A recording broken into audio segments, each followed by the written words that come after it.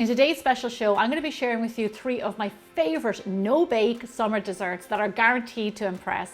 And best of all, you don't even need to turn on the oven. I'm going to show you how you can make an incredible decadent 5-ingredient chocolate pie, a Peach Melba frozen yogurt that you do not need an ice cream machine for, and an amazing summer berry tiramisu that you can make in no time.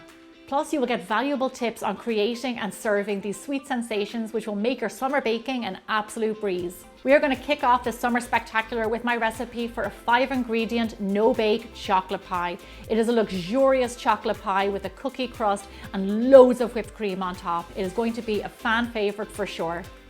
Okay, so let's get started with our no-bake chocolate pie. I'm excited about this. It's one of my favorite desserts. So the first thing we're going to do is I'm going to teach you a little chef's trick. So here's what you do if you want to get your pie crust out of your pie dish. What I do is I grease it and I line it with cling wrap before we make our pie. So when your pie is chilled and finished, it pulls right out of there and you can make it look beautiful on a lovely serving platter rather than trying to dig it out of your pan.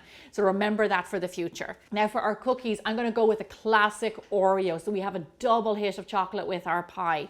If you want to use graham crackers, Biscoff cookies with that little bit of ginger and spice in there, that is totally up to you. Anything will be absolutely delicious. Now what you want to do is just grind up your cookies beforehand. We take out the filling and you can grind them up in a food processor, or you can do like what I did when I was a kid in Ireland and my mum would put them in a plastic bag, get a rolling pin on the ground, and we would bash the cookies until they were very fine crumbs. So you can choose either of those options. So I have them in a nice bowl here, and into this I'm going to add in some melted butter. And all we're going for here is just to mix this up until we get the texture of like, you know, a kind of a wet sand. You know, for me, when it comes to my pies and my cheesecakes, as much as I love the filling, I definitely like to bulk up that crust a little bit. So I like to make it nice and thick. So you've got a good amount of filling to contrast the base. A quick mix, there you go. This is the texture that we're looking for. Like I said, wet sand. All we have to do is just pop this into our pie dish. And this is where we get our hands dirty. Go in with your fingers and just press it in the base of your pan and up the sides. Try and get an even thickness all the way around. So often when we think of baking, we think of the holidays, we think of celebrations, thinking of the winter time where we're making nice, warm, cozy desserts. But bigger, bolder baking is actually at its busiest during the summertime. We just get inundated with requests for like frozen, no-bake desserts. So some of my most popular recipes, No-Churn ice cream, the frozen yogurt that I'm going to show you that doesn't need a special machine, all of these things are hugely popular around this time. So these are great options for when you're having celebrations, having family over, and you want to keep everything a little bit cooler. Okay, there you go. There is our no fuss cookie crust. I'm going to pop this into the fridge, let it firm up while we make our lovely chocolate filling. So now, because this is a no-bake pie, we have a no-bake filling. So we are going to make this lovely filling that's actually a whipped ganache. So ganache is just a few simple ingredients, chocolate and cream, and we're going to add in a little bit of vanilla. So for this filling, I'm going to use bittersweet chocolate. Now, the beauty of bittersweet chocolate is that there's very little sugar in bittersweet chocolate. It's around 70% cocoa solids.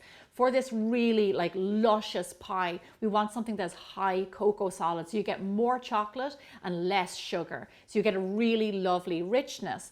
Also, you get a bit of like that bittersweet. We're going to have cream, we have our cookie base, everything like that. So we're going to have a nice balance between sweet, rich, and bitter. So it's going to be really lovely when we eat it all at the very end. So the cream that we're using is a heavy whipping cream, something around 36% fat content.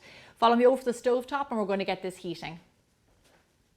So here I have a little saucepan. I'm going to turn that on to medium-low heat. And all we want to do here is just warm our cream through. We're just going to let this come to a simmer. We do not want to let it boil. So I've been very fortunate over my long career as a pastry chef to work in many kitchens around the world. And there's one thing that I've definitely learned: simpler is better. You know, I worked in fine dining, I worked in Michelin star restaurants. And when it comes to it, at the end of the day, my millions of fans around the world, they just wanted like amazing food, but still simple techniques, simple ingredients. And that's really what I specialize in. It's simple recipes with over-the-top results. Okay, lovely. This is what we're looking for. If you look in there, the cream has formed a bit of a skin. It's slightly bubbling underneath the surface.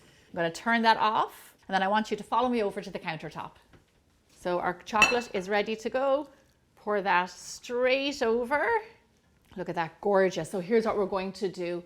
Chocolate doesn't like to be mixed too much. It can get a little bit oily and separate. So what you like to do with a ganache is let it sit here for around 10 minutes. Let the heat of the cream melt that chocolate all by itself. Then we're going to come back, give it a little bit of a whisk. So after a few minutes, you'll notice that the cream has melted all of that lovely chocolate. And what you end up with is a beautiful, silky soft ganache. Just like that. That's pure heaven in a bowl.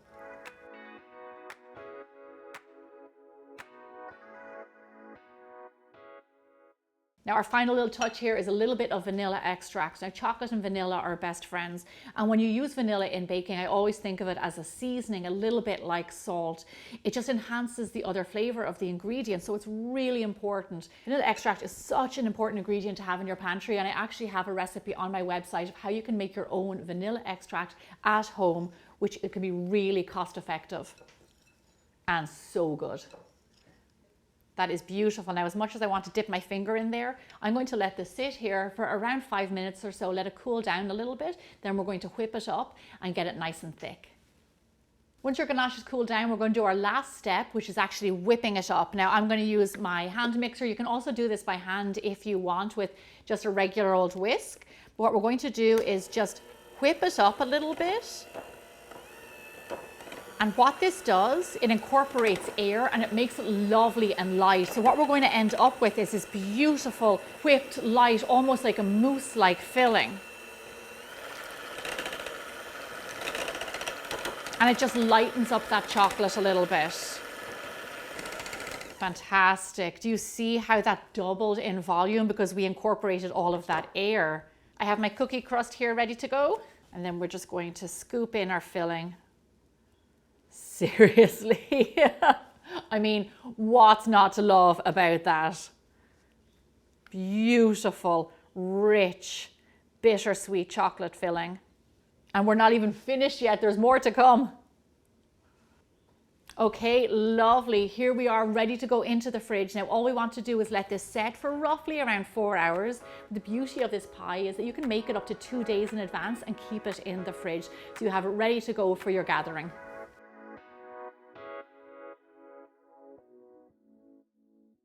So here we have our set pie. Now remember this base that we did earlier? Check this out.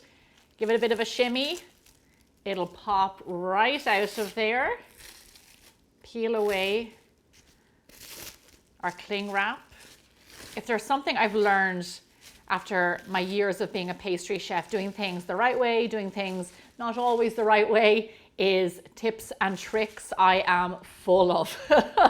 And this is one of my favorite tricks, to have a beautiful looking pie at the end. Look at that when you put it on your serving platter. So now to garnish this pie, we're keeping it simple. Here I have a big bowl of whipped cream. Now so many people ask me, what's your recipe for whipped cream? And I'll let you in on a little secret. It's cream. That's all it is. I don't put sugar in it. I don't put vanilla in it. I keep it simple. I'll tell you why. Because we have sugar and vanilla and chocolate and lovely flavors in the base of our pie. So we want this to kind of contrast these flavors and really complement them. So what I'm going to do is just like that, pile it up high. Look at this. Gorgeous. Now our finishing touch, I have a bar of bittersweet chocolate here and I have a vegetable peeler. And I'm just going to grate it on top. I am delighted with how this turned out. It looks fantastic. Just a few ingredients. It was no bake. We never turned on the oven. This is going to be a fan favorite this summertime for sure. No matter the occasion, no one is going to turn down this lovely homemade chocolate pie. If you're traveling with this dessert this summertime, feel free to whip the cream and serve it on the side. Chocolate tastes its best when it's at room temperature, so if you let this pie sit out for a little bit on the countertop, it'll taste that much better. This no-bake chocolate pie is a showstopper, but I can't wait any longer to give it a try. Chocolate ganache in the middle, bittersweet chocolate, the softly whipped cream on top, and that lovely sweet chocolate cookie base.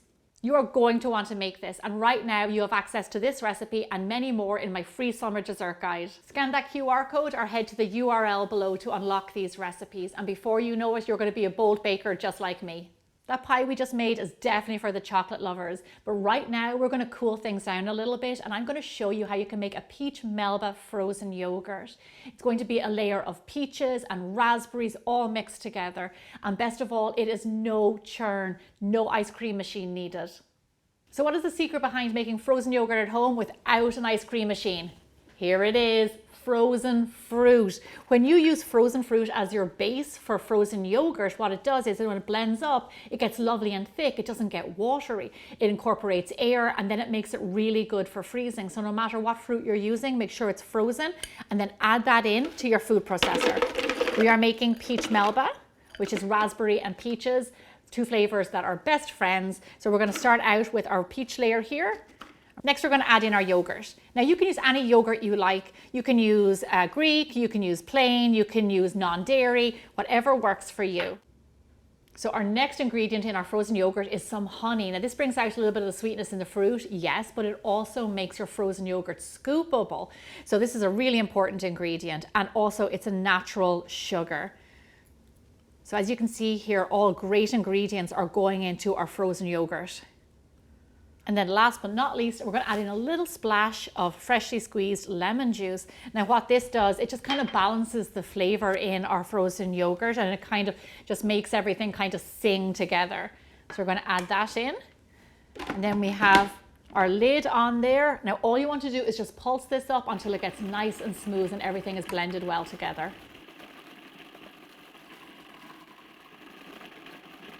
Okay, lovely. Now, let me give you a little tip. During the summertime, fruit is at its most plentiful, it's at its cheapest, and it's at its best. So what I like to do is I buy all my fruit, my berries, everything when they're in season. And then what I do is I lay them out flat, I freeze them, and then I have frozen fruit to use for months on end. And it's definitely at its most best. So this is the first step. Pop your peach layer into a bowl. Then we're going to put it into the freezer while we make our second raspberry layer. So here are our frozen raspberries. I have to say, frozen raspberries are one of my most favorite things in the world. And just like before, we're going to add in our yogurt, our delicious runny honey, and our splash of freshly squeezed lemon juice. Then on with our lid and blend up like before. So the recipe that I'm showing you for the frozen yogurt can be actually customized to any of your favorite fruit, strawberry, melon, whatever you like. You can use that amount of frozen fruit, a little bit of yogurt, honey, lemon juice, and you will have for yourself your very own frozen yogurt. There we go, that's it. Lovely and smooth. Look at the color of that, so vibrant, and it actually smells delicious. So I'm going to grab our peaches, grab our ice cream tubs, and we can get it into the freezer. So now here is the really fun part of this recipe. We are going to add one of the layers into the other and create this kind of ripple effect. So you get the best of both worlds. You get a little bit of peach, a little bit of raspberry in every single bite. And the color and the contrast just looks amazing. The peaches are a little bit creamy. The raspberries are kind of sharp and have this beautiful, vibrant pink. Now I'm just going to take a spoon and very carefully, not too many times, just give a few stirs together, and you see how you get that lovely ripple effect, just like that, almost like tie-dye. Once it's stirred, go ahead and put it straight into your freezable container. So I came up with these no-churn recipes because I was hearing from a lot of fans that they don't have ice cream machines, and I didn't have an ice cream machine either. But I still wanted to make frozen yogurt, sorbet, ice cream at home. But this is a really easy way to do it. Okay, on with our lid. Now all you want to do is just pop this into the freezer for a few hours until it's frozen, preferably overnight, and then it's ready to scoop. Okay, once it is frozen, it is ready to be scooped, and that is perfect timing for our frozen yogurt party. You can get really fun with this recipe, especially if there's kids around. You can dress it up, you can make it a whole big event. You can also try some of my other flavors of frozen yogurt, like cookies and cream and blueberry cheesecake. This is so satisfying. It's refreshing, it's cooling. Peach Melba is a classic 70s flavor, but you know what? It still works really good today. The flavors complement each other, the colors are gorgeous, and it is just so perfect for a hot day here in Southern California. So right now, to get this recipe, you can scan the QR code or visit the URL on your screen. Also, as a bonus, I'm giving you the recipe for the blueberry cheesecake frozen yogurt and the cookies and cream frozen yogurt. That frozen yogurt is guaranteed to cool you down on a hot summer day. We're going to switch gears a little bit now, and I'm going to share with you my personal favorite summer dessert, which is a berry tiramisu. This dessert screams summertime, loaded with seasonal berries, ladyfingers, and layers of mascarpone. Just watch as your guests keep on coming back for more. So for this recipe, we're starting out on the stove top because we're going to make a quick, simple syrup to infuse our berries. So here I have a saucepan. Into this, I'm going to add in some water and a little bit of sugar. Now, on a medium-low heat, all we want to do is to let that sugar dissolve. So what I mentioned was that this tiramisu is a twist on the traditional. Traditional has coffee, ladyfingers, mascarpone. We have mascarpone, ladyfingers, but we don't have any coffee in ours. We're going to replace that with summer berries in season. Raspberries, strawberries, blueberries, all my favorite berries this time of year. And it's going to make it really delicious and family friendly. So I came up with this recipe because I love tiramisu, but I also love traditional trifle that I grew up with in Ireland. So I put this recipe in my new cookbook, Bigger, Bolder Baking Every Day, and I put it in the family favorite chapter because this is just a fantastic recipe for the whole family. Midweek, anytime, especially in the summertime when these berries are just bursting with goodness. Okay, so our sugar has dissolved. It only takes a minute. I'm going to turn off that heat and we're going to add in our berries. Now for this recipe, I recommend using fresh berries, not frozen. Frozen have extra liquid in them. We don't need that extra liquid. So we're going to add in some quartered fresh strawberries, some lovely blueberries, and fresh raspberries. Now I'm going to give that just a very gentle mix all together, just to coat the berries. Set those berries over to the side and we're going to let them infuse in that sugar syrup for around 10 minutes or so. The fruit is going to soften. It's also going to give lovely flavor to that liquid. Then in a few minutes, we're going to strain it off over on our countertop. So our berries have softened. Here I have a bowl lined with a sieve. I'm going to pour, oh my gosh, the smell of this. I just got a waft of it there. We are saving all of that beautiful liquid. And then we're going to pop our berries to cool down in a separate bowl. Now, like I said, this is a family-friendly recipe. However, if you want to booze it up a little bit, you can add in a little bit of creme de cassis or chambord, which I have here, to your liquid. And that will just kick up that flavor a notch. Now here's what we're going to do. We're going to set these over to the side, let them cool down, and we're going to start making our mascarpone layer. So now for our mascarpone cream layer, I have a nice big bowl here. And here I have some heavy whipping cream. Look at that. We want cream with a high fat content, around 36%, so it whips up really well. Into this, we're going to add in a little bit of sugar for sweetness, and then a little bit of vanilla extract. So for this, I'm going to use my electric hand mixer again, and I'm going to whip this up until around soft peaks. It just takes 2 minutes. So lovely, that's nice, soft, billowy peaks. Now, next is our mascarpone. So I like to have it out at room temperature. You see how it gets nice and soft, and it just blends into our other ingredients so much better. So we're going to add that in there. Now in with our beater again, I'm just going to whip this up until it gets kind of just stiff peaks, gets nice and thick. And there we have it. What a thing of beauty, a big old bowl of mascarpone cream, vanilla and sugar. Yummy, yummy, yummy. So now what I'm going to do is I'm going to get the other elements for our tiramisu and we can start to assemble this lovely dessert.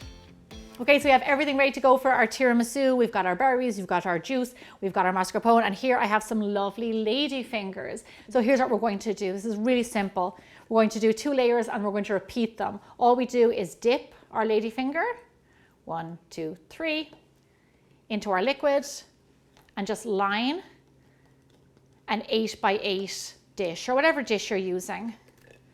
Quick dip, the lady fingers soak up really fast, and we just lay them on the bottom of the dish. Okay, so those are our lady fingers. Now I'm going to take our berry mixture and I'm going to scatter half of it over our lady fingers. And now we're going to go with our mascarpone layer and half of that mixture. Look at that, look how soft and luxurious that is. And then just repeat with your same layers all over again. So we're going to dip our lady fingers, the rest of our remaining fruit, and the last of our mascarpone filling. Smooth out your cream filling on top to get a nice even layer and to cover up all that fruit. And there you have it. As much as I want to dig in right now, it's really best if you pop this into the fridge, let it get nice and cold for roughly 2 to 4 hours. What happens is the texture just gets a lot better, the whole dessert gets softer and the flavor just improves a lot more. So let's pop it into the fridge and then we'll be ready to go. When you're ready to serve your tiramisu, what I like to do is garnish it with a few toasted slivered almonds on top. And then of course, just to show exactly what's on the inside, we do some nice fresh berries. And just because I'm old school, I like to also do a dusting of powdered sugar. And that's all it takes. This beautiful summer no-bake tiramisu is ready to be served.